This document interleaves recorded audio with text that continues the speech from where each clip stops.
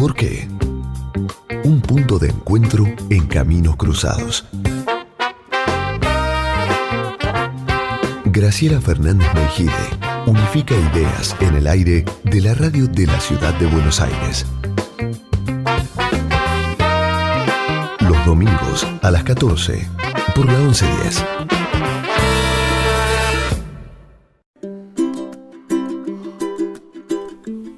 Bueno, seguimos con Carolina Ortega y Luciano Galup, hablando de cómo son las campañas ahora y recordando yo cómo eran antes y viendo de la eficacia y cuántos conceptos hay que se sienten como verdades de puño y en realidad no lo son tanto, ¿no? Vos estabas queriendo comentar algo de tu abuelo. Sí, Carolina. no, en relación a esto de que veníamos comentando un poco en la pausa, nos entretuvimos, les digo a los oyentes, ¿no? Y seguíamos conversando con Graciela. Y hay algo de, también había programas en los 80 que recuerdo en casa, se veían solo para maldecir la pantalla, por no decir putearla. O sea, que era esto del consumo para discutir.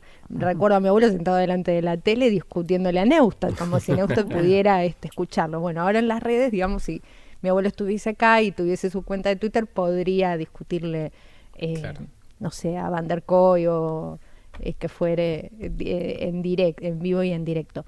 Sí, en relación a la cuestión de, retomando un poco la impronta de comunicarnos a través de redes sociales, sí es cierto que hay una amplia penetración en cuanto a cómo consumimos las noticias, ¿no?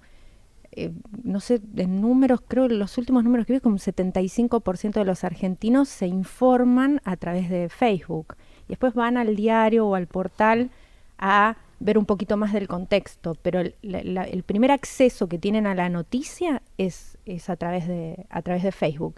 Y un 30 y pico por ciento, 34% creo a través de WhatsApp, que es la segunda red social. Y como bien decía Luciano, esto es un negocio también.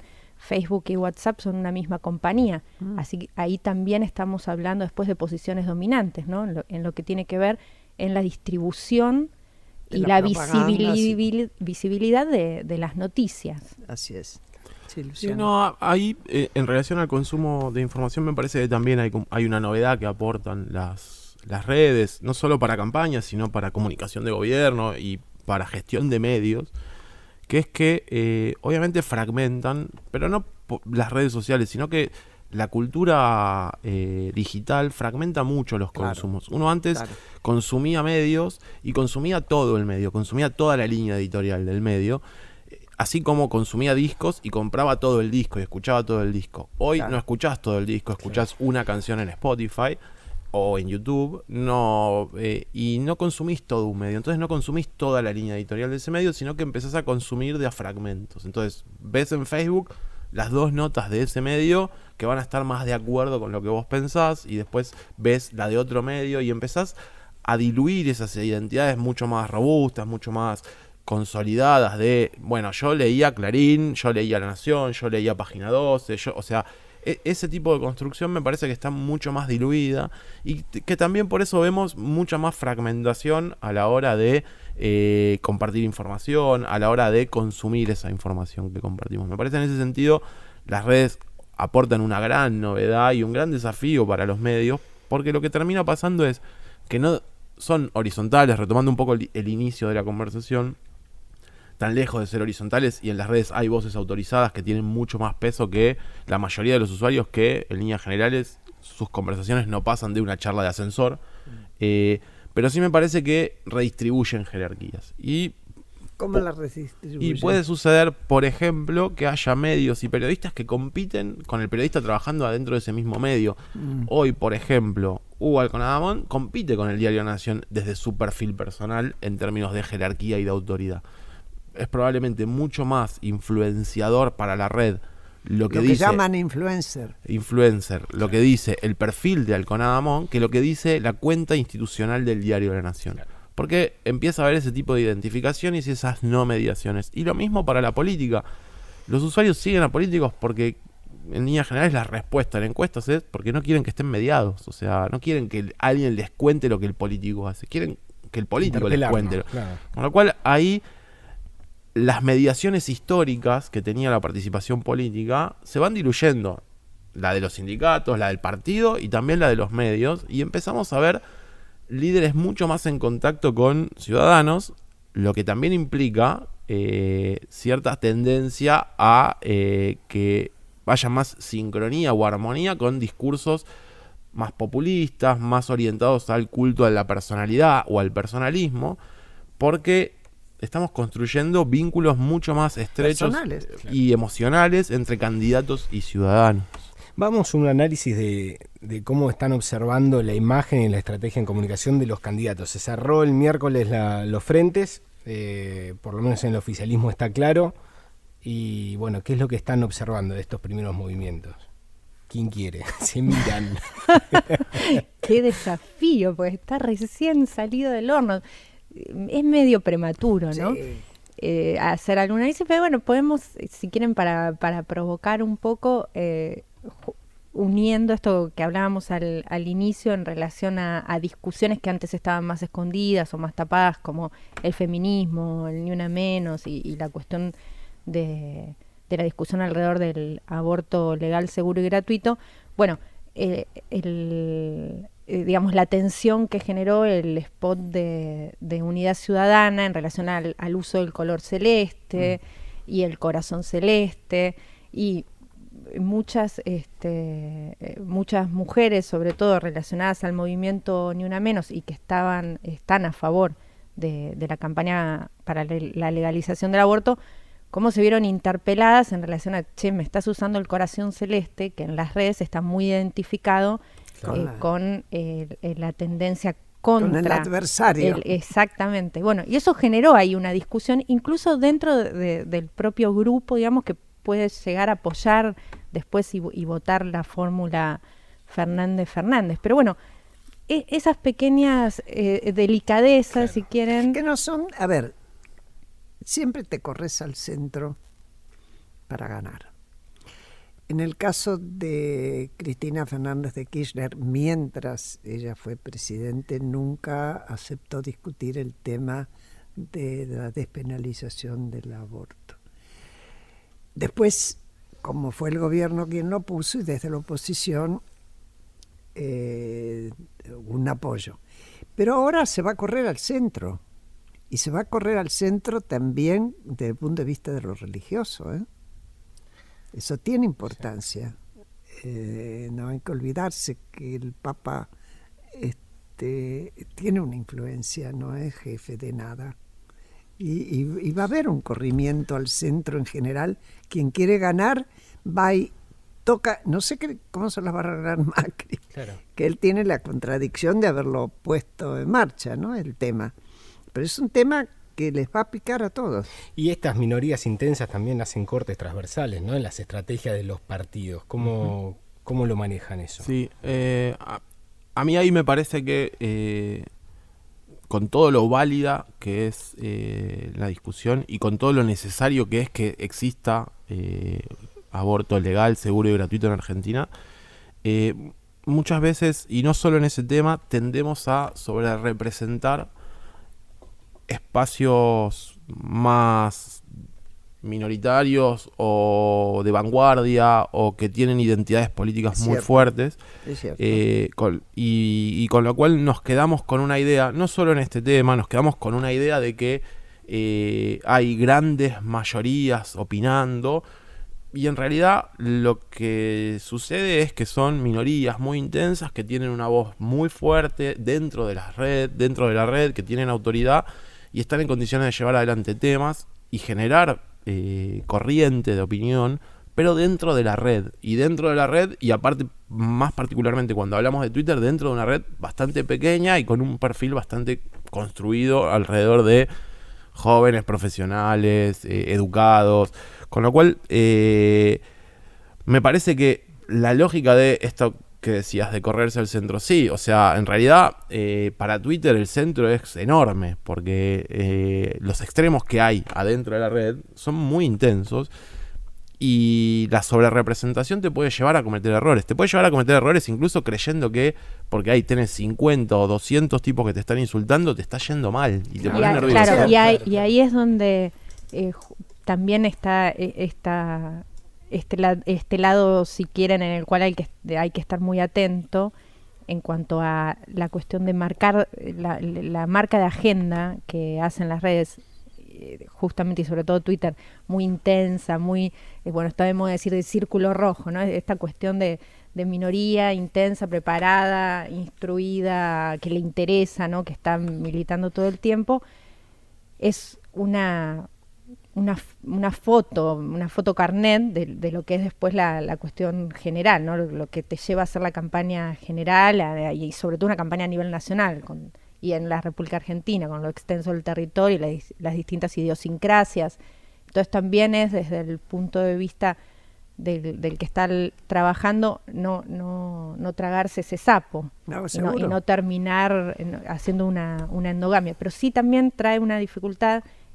Creo que es a lo que apuntaba Pablo en relación a cómo apuntarle a todos, a tratar de apuntarle a todos los públicos. Bueno, hace poco en la campaña de Corrientes, que también usó el Todos, es de una agencia amiga, Persuasión, y los muchachos de Persuasión hicieron el Todos muy jugado para lo que era Corrientes, con el corazón con la bandera LGTBI. Y bueno, el candidato ganó, qué sé yo, y si me hubiesen dicho más conservadora, hace unos meses a priori, y nos jugamos a mandar en Corrientes el Todos con la bandera, con un corazón con la bandera, y no sé, bueno, anduvo. Ahí también lo que pasa es que cuando trabajas de esto o cuando estás mucho tiempo en contacto con esto, te la pasas analizando cosas y estás sobreinformado. Claro. Y después hay que ver cómo funcionan las cosas en recepción, porque por ahí ese corazón LGTBI que para núcleos o grandes segmentos de la población, pero interesados en el tema. Pero después, a la hora de bajar, hay que ver si eso se identificaba como... o por ahí era un logo. Y era un logo y carnaval, pasaba. ¿viste? Claro. Entonces... Y otra cuestión, que en general siempre se da que ganan los oficialismos. Y sobre todo en una época de poca inversión, después sobre todo los cuadernos, empresarial en las campañas. Ahí quienes tienen más plata para cualquier campaña son los gobiernos. Y sobre todo en las provincias donde el empleo público tiene un número desorbitado. Sí, yo ahí te agrego otra variable, que es la económica. Sí, claro. Me parece que bueno, cuando uno ve números, las gestiones locales, tanto de intendencias como de gobernaciones, tienden a ser muy buenas las imágenes, porque en época de crisis económica la principal responsable es el gobierno nacional. Con lo cual uno tiende a ver gestiones locales, se ve mucho en intendencias y se ve bastante en gobernaciones, con imágenes muy buenas, porque en un contexto de malaria y de grandes malas noticias nacionales, vivir más o menos bien implica que la gestión local esté bien valorada, y se ve mucho en los diferenciales que incluso le pasa a Vidal con Macri. O sea, Vidal es un promedio eterno de 10 puntos arriba de Macri, siendo parte del mismo gobierno y teniendo parte de la gestión del gran área metropolitana con Macri, con Horacio Rodríguez Larreta y ella. Entonces, me parece que ahí el triunfo de los oficialismos en las provincias está bastante marcado, porque hoy la agenda es una agenda económica. Sí, pero tenés que agregarle que la Corte Suprema obligó al gobierno nacional a pagarle una coparticipación a todas las provincias. Por lo tanto, hoy hay solo 3 provincias que tienen déficit. Todas las demás tienen superávit. Por lo tanto, es bastante normal que estén mejor que a nivel nacional. Es así, sí, la economía incide. E incide la política también, porque que apareciera Pichetto de pronto en la fórmula nacional de presidencia. Pichetto en sí mismo votos personales no lleva. No es un hombre muy conocido, sí lo es en su provincia natal, pero incluso venía de perder. Y sí lo es en los ámbitos políticos. Ahora, en lo que es el círculo rojo económico, la idea de gobernabilidad produjo inmediatamente un resultado económico. Sí, a mí ahí, volviendo a lo que decías vos de la campaña, lo que me llama la atención, esto efectivamente es así, me llama mucho la atención que es un quiebre bastante profundo con la historia comunicacional y de Del PRO. posicionamiento del PRO y después de Cambiemos. Primero, por esto que decías vos, Graciela, de que históricamente se jactaron de no darle pelota al Círculo Rojo, de ganar a pesar del Círculo Rojo, porque el Círculo Rojo les viene pidiendo que sumen peronismo desde la elección 2015, cuando le pedía que sumen a Massa. Con lo cual me parece que es un quiebre en términos de estrategia política que quedará para otro programa analizar, pero también me parece que es un quiebre en términos de estrategia de comunicación, o al menos inicialmente. Cuando uno ve cómo Pichetto hace su conferencia de prensa hablando de que iba a ser el vicepresidente de Macri, es lo anti-Cambiemos. O sea, de hecho, su declaración de no me gusta la alegría excesiva. Claro, Ella es una declaración de no me metan globos, por favor. No tengo emociones, dijo. No soy... no soy un tipo emocional, no tengo emociones. La alegría excesiva me molesta. O sea, incluso ya ni siquiera obvio el tema, no, me molesta. Habría que ver la foto de Pichetto con globos amarillos detrás, como puede. Claro, Bueno, muy detrás de ese final de campaña de todos No los van a dirigentes. poner ni un globo, quédate bueno, los tranquilo. dirigentes, ¿vos te lo imaginás a Pichetto bailando en el escenario Exacto. Gilda? Exacto. Si se despeina. No, bueno, me Va a parece que ser eso un es gran una gran desafío novedad de para eso. Cambiemos, No, en va a ser términos de distinto. estrategia. Lo que no quiere decir que sea buena o mala, De yo no la hecho, logro entender, de hecho, pero... De hecho, Pichetto explica, cosa que Macri tiene grandes dificultades para explicar. Ujú. Pichetto es al estilo, viejo estilo político como yo, que daba clases, la marca en el orillo. Sí, no queda duda de que es un político profesional. Profesional. Lo que sí me parece es esto, es a la hora de evaluar cómo va a ser la comunicación, ser Cambiemos distinta. está frente a un gran desafío, porque no va a ser fácil hacer que Pichetto haga lo que hace Cambiemos históricamente, porque Macri es básicamente una esponja en ese sentido, hace mucho de lo que le piden que haga y lo termina resultando. Vidal es muy buena comunicando, sobre todo en digital. buena. Lo que hace el gobierno de la ciudad es bueno. Y Pichetto entra en un equipo que está más o menos Pero consolidado. va a ir por otro lado. Bueno, me parece que va a ser novedoso. Por ahí yo no termino de entender, más allá de esto, ¿no? De que efectivamente el aporte en términos de signos al Círculo Rojo funciona. No termino de entender la lógica de por qué se decidió ahora escuchar a eso que históricamente se lo pensaba como perdedor. Pero bueno, eso es aparte. Me parece que va a resentir bastante la frescura en la comunicación de campaña de Sí, Cambiemos. va a ser un desafío ver, Va a ser distinto. va a ser distinto, pero va a ser lindo ver y analizar. Calculo que después será tema de algún de otra reunión. de otra entre reunión nosotros. y tema también de investigación, ¿no? de análisis de nosotros, a los que nos gusta la comunicación, en relación a cómo van a resolver ese gap, esa grieta, para hablar con términos de moda, en relación a cómo metemos a Pichetto en este esquema o cómo se reformula el esquema. Porque desde las bajadas, esto, ¿no? Ir a visitar los barrios, cómo van a ser los escenarios, ¿va a haber globos, no va a haber globos? ¿Qué baila, no baila?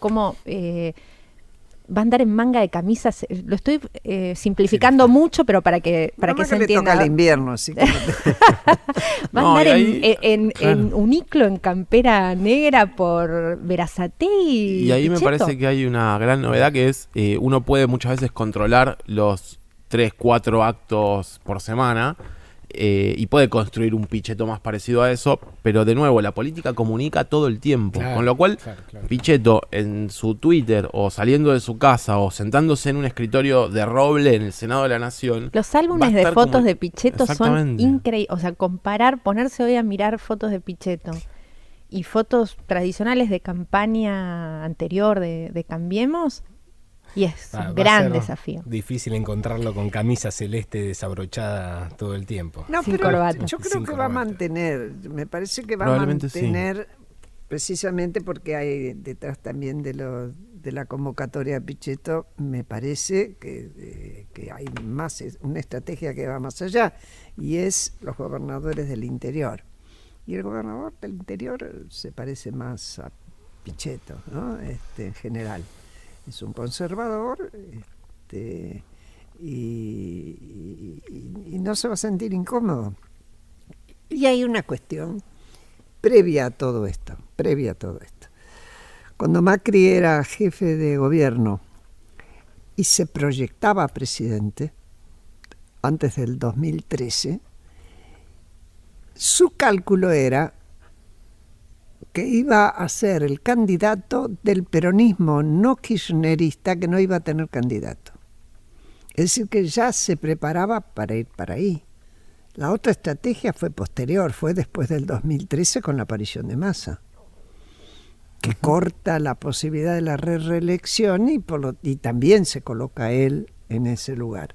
Entonces, de ahí en más, la lógica del PRO fue hacer la alianza con los radicales y estalla unen y va a parar ahí. Pero si no, lo hubiera hecho con los peronistas. Y hubiera tenido que bancarse. Hubiera sido otra la estrategia, no sé cuál, qué sé yo. Sí. Pero esta es una realidad, ¿no? Sí, es una realidad que aparte nos lleva a los tumbos cada 4 años.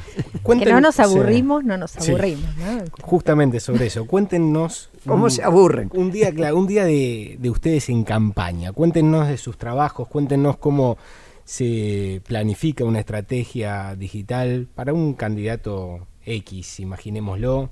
¿Qué herramientas tiene que sí o sí hoy por hoy tener un candidato en cuanto a redes? Mirá, en principio lo que tiene que tener es un equipo de gente que sepa hacer lo que hace. Claro. Lo más difícil de convencer, ahora ya no tanto, pero históricamente, los últimos años, era, lo hace mi sobrino que maneja redes. Claro. Eso es lo principal. Lo segundo es... te diría que hay como 2 generaciones, una que se está incorporando a la política y entiende mucho más el valor de lo digital, pero es bastante difícil a veces de explicar que lo digital tiene un peso similar, si no superior, a lo que vos destinás a tu prensa, a medios tradicionales, al spot de tele. Eso como...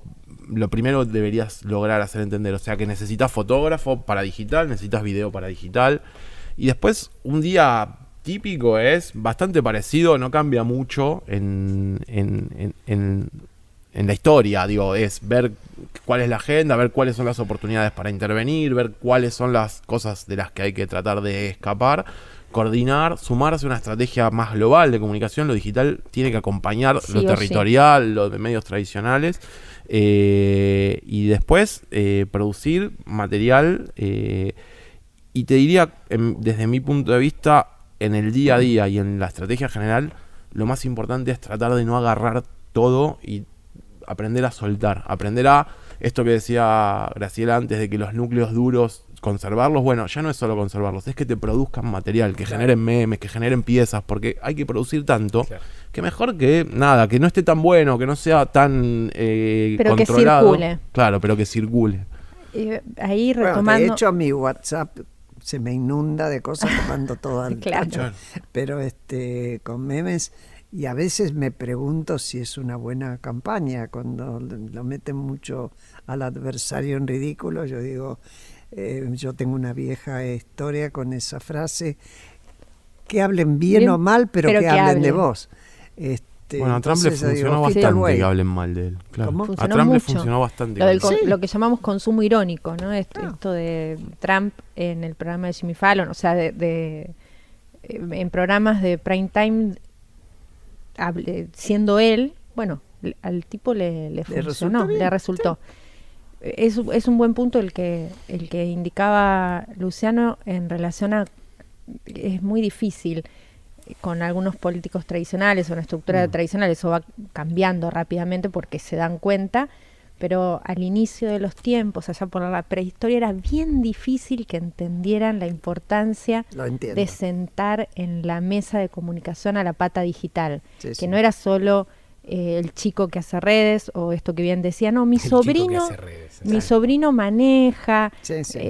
de hecho, las piezas, llamamos piezas a las fotografías, los videos para redes sociales, no tienen las mismas características desde lo técnico y también desde lo emocional, o sea, de lo que van a buscar, que un spot de tele o una pieza que se puede hacer para un medio online. Y muchas veces se intenta con el mismo equipo, bueno, que no, Hacer si todo. hay un chico que hace video, que haga todo. Sí. Y la verdad que no, tienen No es lo lógicas mismo. distintas. O el que te sube la gacetilla a Facebook. Exactamente, no es otra lógica. Bueno, Tenemos para 1000 programas, Graciela, nos quedamos. mil programas, pero este hay que terminarlo. Bueno, los saludo, les agradezco a ustedes muchísimo. Gracias por la que invitación. hayan Gracias a estado, con nosotros. Y a ustedes que nos están escuchando, les digo que terminen muy bien el domingo y sigan escuchando a Gustavo Mura, que vale la pena. ¿Por qué? Con Graciela Fernández Meijide. Saltamos una grieta para llegar a un espacio de diálogo y consenso. En el aire de la 1110.